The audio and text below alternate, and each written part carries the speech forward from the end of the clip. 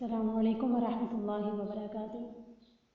رب اشرح لی صدری ویسر لی امری واحلل عقدۃ من لسانی یفقہوا قولی رب زدنی علما اللہم فقہنا فی الدین آمین۔ قرآن کی روشنی میں آج کا ہمارا عنوان ہے اہل جنت کی نعمت۔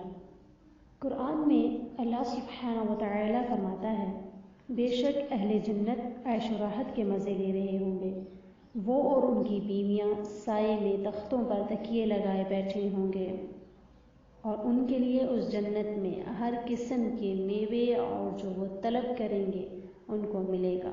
سورہ یاسین آیت نمبر 55 تا 57۔ حدیث کی روح سے آج کا ہمارا عنوان ہے اہل جنت کو خوشخبری۔ رسول اللہ صلی اللہ علیہ وسلم نے فرمایا، ایک پکارنے والا جنتیوں کو پکارے گا، تم ہمیشہ زندہ رہو گے، تم ہمیشہ جوان رہو گے، کبھی بوڑھے نہیں ہوگے، تم ہمیشہ خوشحال رہو گے، کبھی محتاج نہ ہوگے۔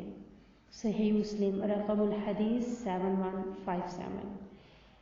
اللہ تعالیٰ سے بہت دعا ہے کہ اللہ تعالیٰ ہم سب کو جنت الفردوس میں اعلیٰ مقام نصیب فرمائے، ہمیں اچھے اور دین کے علم پر عمل کی توفیق عطا فرمائے۔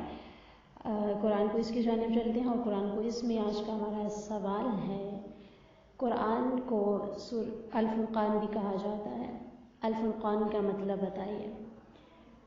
جزاکم اللہ خیرا کثیرا۔ السلام علیکم ورحمۃ اللہ وبرکاتہ۔